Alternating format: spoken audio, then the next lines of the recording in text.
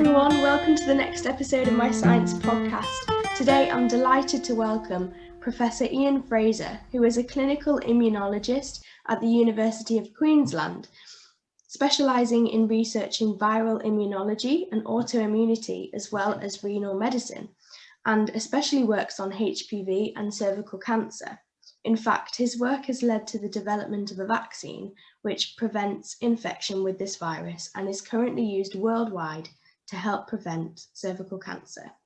He was CEO and Director of Research at the Translational Research Institute until 2016 and was elected Fellow of the Royal Society of London in 2012. He chairs the Australian Medical Research Advisory Board of the Medical Research Future Fund, and today is a professor, as I said, at the University of Queensland. So thank you so much for joining me today. Thank you for having me along to talk. So to start off with, may you tell us about your career and how you got to where you are today, transitioning from renal medicine to viral immunology? Look, I was educated in Scotland and went to Edinburgh University, where I studied medicine. And most of the interesting bits of the medical course that I was involved with were actually in the renal medicine department. So I spent quite a lot of time in that area, largely because renal medicine at that time was one of the few areas in where immunology played a practical part, and the kidney rejection after transplant was very much an immunological phenomenon. So I got interested in immunology and went with renal medicine for the first 5 years of my clinical career, but I wanted to expand my knowledge in clinical immunology and came out to Australia in 1981 to work at the Walter and Eliza Hall Institute, because at that time that was the place for immunology. All of the really exciting stuff in immunology in the 10 years prior to that had come from the Walter and Eliza Hall Institute. And so I started working there on viral associated liver disease, and that in turn led to a broader interest in viral immunology. So HPV has many mechanisms of immune evasion, including recruiting an enzyme to result in histone methylation and repression of keratinocytes receptors.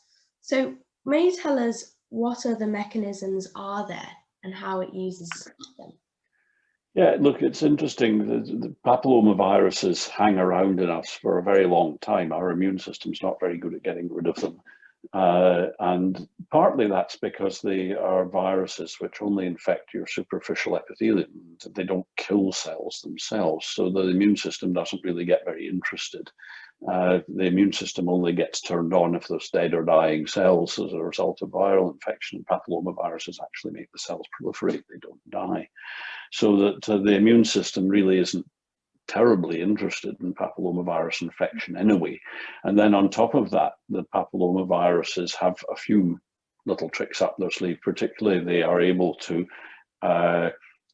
through making epithelial cells proliferate, signal to the immune system that this is repairing tissue and therefore don't kill us off, rather than this is virus infected tissue and therefore please come in and kill it.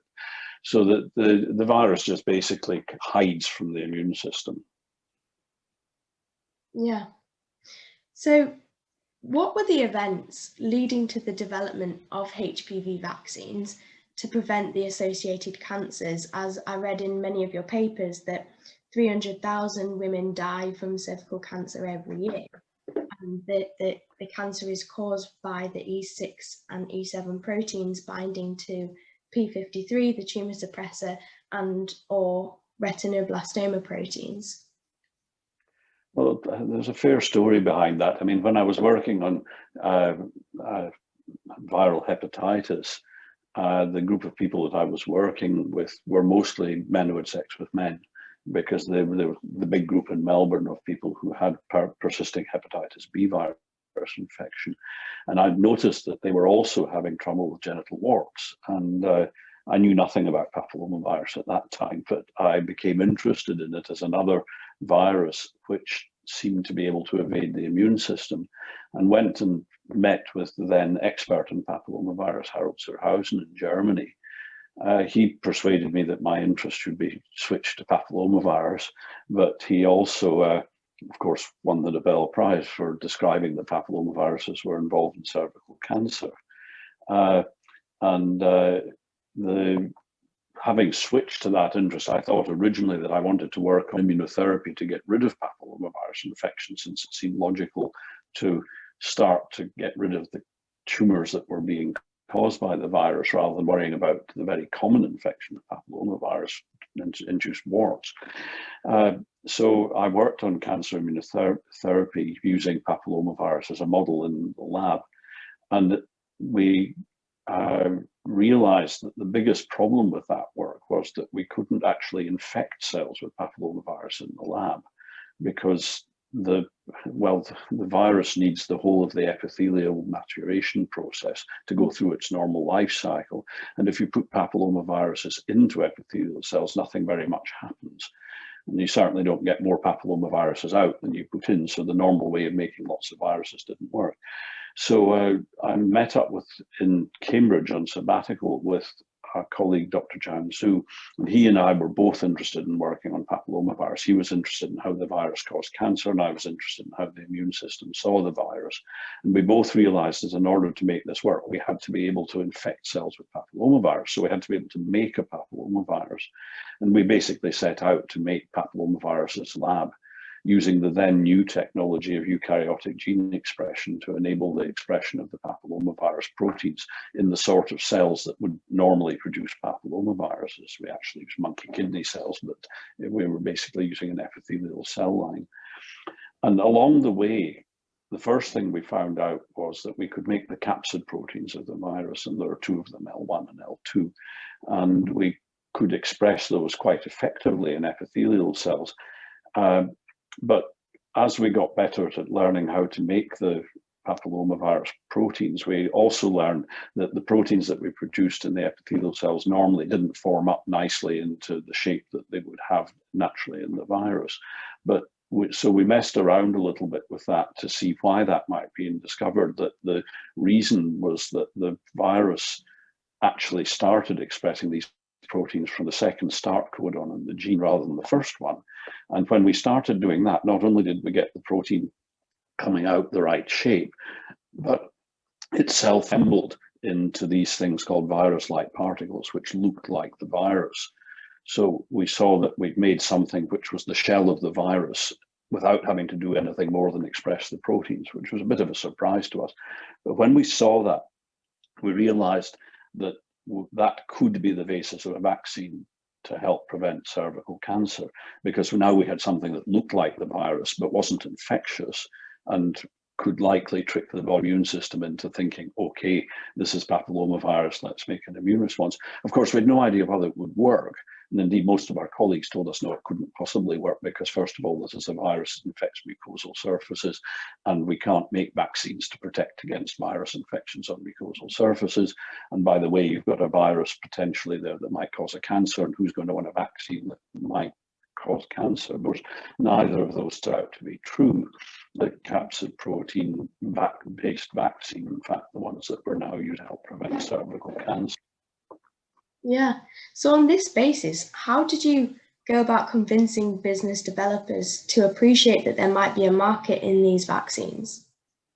Well, when we started the story, the problem was that it was thought this was a rare viral infection which commonly caused cancer if you got it. And that was not going to be an easy market for a vaccine company, because obviously the risk, I mean, most would never be at risk of the virus. That was true.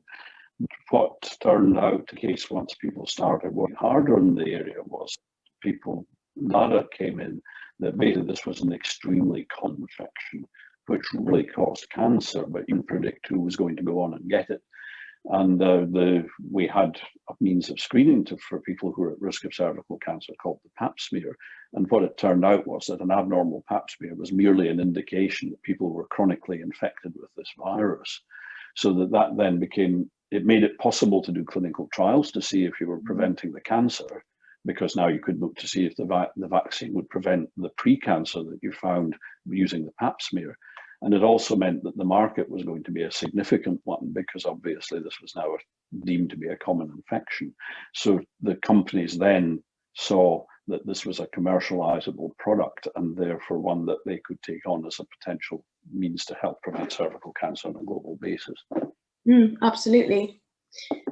So my next question is, do you believe that universal immunization against HPV infection should also be offered as a public health measure to boys as well as girls, as while 90% of the burden of HPV associated cancer is in women, anogenital and other epithelial cancers in men comprise a significant and increasing burden of HPV associated disease, as well as you've mentioned, genital wart disease from low risk types of HPV? Yeah, look, there are several reasons for immunizing boys as well as girls. One of them, obviously, as you've mentioned, is that this virus causes cancer in men as well as in women. For the work that I originally did back in 1985 showed that anal cancer, at least in immunosuppressed men, was caused by papillomavirus infection. And that was the second cancer to be described as being caused by papillomavirus infection. But we also recognize now that oropharyngeal cancer, cancer of the tonsil in the back of the throat, is commonly caused by papillomavirus infection. And of course, in Australia, at least, that actually kills more people every year than cervical cancer kills. So there's a bigger burden of disease, and it's mostly in men. And then on top of that, there's genital warts, which are a nuisance rather than dangerous, but they're an expensive nuisance in that they cost the country a lot to treat them. And then the men infect women, and the women infect men with the virus. So breaking the chain of transmission is helped if you immunize boys as well as girls. This has been very clearly in Australia, where the introduction of the vaccine in both boys and girls has now effectively eliminated papillomavirus infections of the types that the vaccine protects against. And then on top of that, for the developing world, there is a sort of suspicion that has been demonstrated for other vaccines that if you immunize only one sex, you're trying to achieve something, sterility in women, or manipulate the population in some other way. So to prevent there being this discrimination where you're immunizing one group of people but not another, the logical way to avoid that is to immunize the whole population. And that gets rid of that risk. So overall, the argument is pretty strong for immunizing boys as well as girls. And that's certainly the plan in Australia and in most developed world countries. Of course, it does double the cost of the introduction of the vaccine, and therefore, logically, you could probably get away with really good immunization of one sex, men or women. But if you can afford the luxury of immunizing both boys and girls, then the protection is better, and you can also get away with immunizing less of the population and achieve the same results. Absolutely. So in one of your papers, I read that you'd set out some goals that should be met to achieve full virus eradication. So in your opinion, what are these goals? Well, look, the World Health Organization has taken on the challenge of eliminating cervical cancer this century, and I do stress this century. And that should be the goal. I mean, no person should die of an HPV-associated tumor if we have an effective vaccine. Rolling out a vaccine on a global basis is a non-trivial activity. It's not as bad as rolling out a COVID-19 vaccine, where you've got concerns about keeping the vaccine at the right temperature and delivering it to the entire population, because all you need to do to eliminate cervical cancer is to vaccinate one age group. And we've chosen that should generally be 10 to 12-year-olds on a global basis. And that's feasible. I mean, we've demonstrated in Bhutan and Vanuatu that you can do that if you just provide the vaccine. And the aim should be to try and achieve that on a global basis. But it will take time. And then obviously it will take longer still before we get rid of cervical cancer, because the lag time between the time when you get the virus and the time when you get the cancer is an average of about 25 years. So that to see cancer eliminated in this century, we really have to complete the immunization program realistically by 2040, 2050, which is going to be quite a challenge, particularly in times of COVID, when we're trying to get other vaccines out with a great deal more urgency than the cervical cancer one. But the goal is still there. The funding is available. The strategy is available. It's just a matter of actually getting it out there. Absolutely, that's wonderful. So to finish off, what barriers did you come across when attempting successful HPV protein targeted immunotherapy for HPV-associated malignancies in humans, such as T-cell priming, and how can we improve this for the future? Yes, we've got a real challenge with cancer immunotherapy because we know what we ought to be doing and why it ought to work, but it doesn't. And the reason for that is manifold. The cancers themselves put up defenses against the immune system. Indeed, they have to do that to survive, but they can do that quite effectively. And they're very good changing inside the individual person who's got the cancer so that you think you're doing the right thing, and then the cancer learns a few tricks and you've got stuck again because the immunotherapy you were giving doesn't work anymore. But fundamentally, the problem for HPV-associated cancers is that the virus induces proliferation in the epithelia that it infects. That's what it's designed to do. But that proliferating epithelium behaves like a bit of repairing tissue rather than like a cancer. And the repairing tissue, you can argue this teleologically, but basically repairing tissue shouldn't be being destroyed by the immune system. So that when the tissue is proliferating to repair itself, it signals to the immune system saying, keep away. The antigen presenting cells in the skin are primed to produce regulatory T cells rather than killing T cells. And so the immune response is not effective.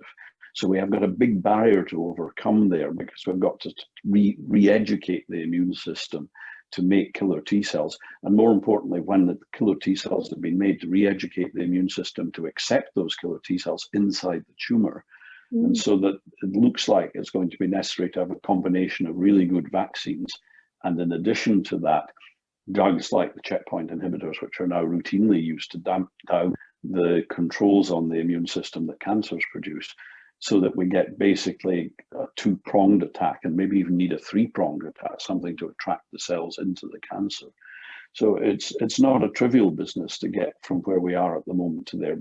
We get success in animal models, and we can even get success now in animal models which are much more like cervical or oropharyngeal cancer than they used to be. But we still see that there are barriers to overcome, and we're working on methods to try and overcome those barriers. But it may not be a case of one size fitting all. In other words, each tumor puts up a different set of defenses. So we might have to actually test the tumor and then say, okay, well, if that's the set of defenses that have been put in place, then this is the approach that we need to take for immunotherapy. Well, thank you so much. This has been amazing, and your answers have been really, really interesting. And thank you so much for the work you're doing as well. It's amazing. And yeah, on behalf of my generation, thank you very much. Well, look, thank you for giving me the opportunity to talk about it. And thank you for doing the work of spreading the information around. It's important to keep reminding people that at the end of the day, solutions come through scientific research. They don't fall out of the heavens. Absolutely. Well, thank you so much. And thank you everyone for listening.